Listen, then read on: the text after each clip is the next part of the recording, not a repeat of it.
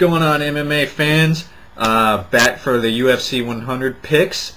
What did you guys think of UFC 99 and Ultimate Fight Night? Ultimate Fight Night was awesome. Don't think we'll see another fight like the Guida-Sanchez match again for the rest of the year. But with that said, let's get right to the action with the monumental UFC 100 picks. First fight that's going to be on the main card is going to be Yoshiro Sexyama Akiyama versus Alan the Talent Belcher. This is going to be Akiyama's first fight in the UFC. As most people do with their first fight in the UFC, they're not really used to the cage, they're not used to the atmosphere, so we'll see how he handles it. For those of you who aren't familiar with him, he's got excellent stand-up. He's got wins over Dennis Kane and Melvin Manhoef, guys who are both significantly bigger than him, and he was winning the no contest against Kazuo Masaki, in my opinion at least, until he got kicked in the face with his knee on the ground. And he's got excellent judo as well.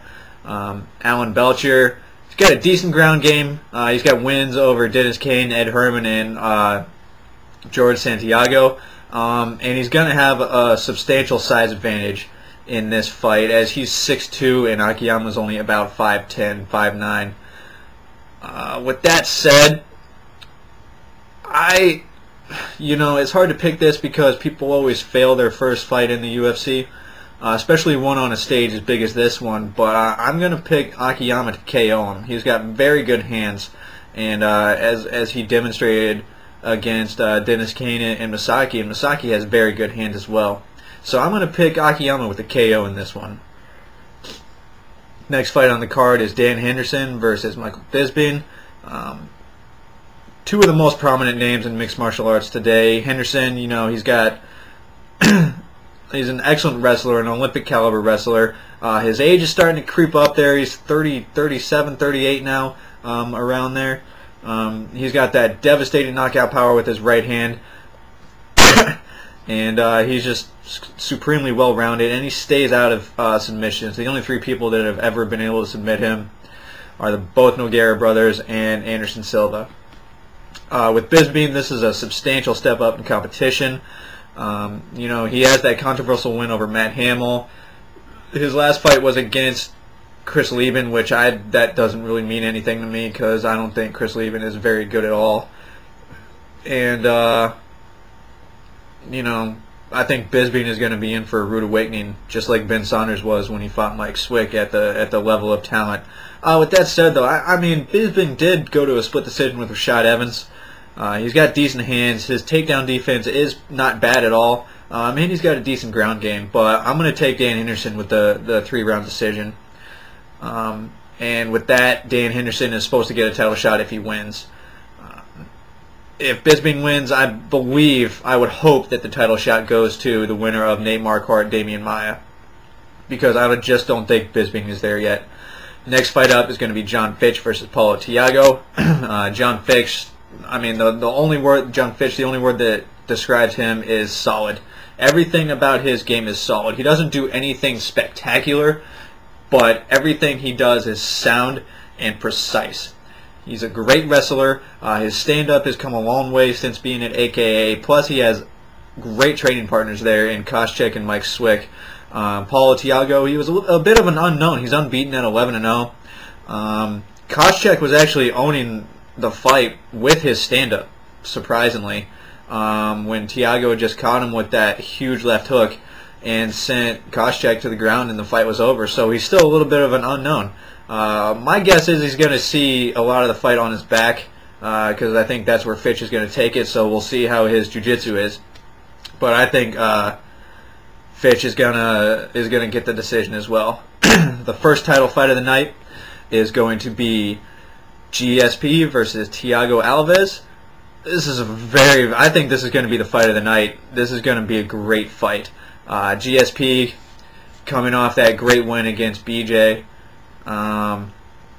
This is his first fight since then, so he's had a pretty good layoff. Thiago Alves coming off 2 very good wins over Matt Hughes and Josh Koscheck. The things that were surprising to everybody in the Hughes and Koscheck's fight is that neither one of them could take them down. Two of the best wrestlers in the 170 division, and not a single one of them can take him down. But GSP is a little bit different animal. The reason why GSP is so scary as a mixed martial artist is because he's a freak in nature athlete-wise. He's quicker than everybody, and he has ridiculous power for somebody his size. All you have to do is look at his legs. His legs are tree trunks for somebody that makes it to 170. Alves has great stand-up with that sprawl and brawl type attitude. I think this is going to be a really good fight, and I actually think this could end up being a stand-up war. And with that said, I think GSP is going to take the decision. Last fight on the night is going to be Frank Mir versus Brock Lesnar, the rematch. Brock, you kind of get on my nerves a little bit, but I do respect your talent and your ability. With that said, I don't think that you have come far enough to be in there with somebody like Frank Mir. Somebody who likes to be on his back. The guys you have beaten don't like to be on their back. Heath Herring, yeah, he's decent at not getting submitted, but he doesn't have that great of submission game. Randy Couture, when was the last time he submitted somebody? So, I mean, unless you catch Frank with a huge punch, like you did with Heath Herring, I really don't see Brock Lesnar winning this fight. With the way Frank Mir looked in the Nogueira fight, he looked very, very good and very, very scary. His cardio looked awesome. I expect his cardio to be even better in this fight. And I expect Frank Mir to submit Brock in the second round. Since this is UFC 100, I will do the undercard picks as well. For the undercard, I expect Stephan Bonner to beat Coleman, thus sending Coleman into retirement finally. I think Jim Miller is going to send Mac Danzig out of the UFC, giving him his third straight loss. The John Jones-Jake O'Brien could be a really good fight. I think John Jones is going to win that one. I think Dongman Kim is going to beat TJ Grant, and I think CB Dollaway is going to beat Tom Lawler. Although I wouldn't be surprised if Lawler beat him coming down from 205.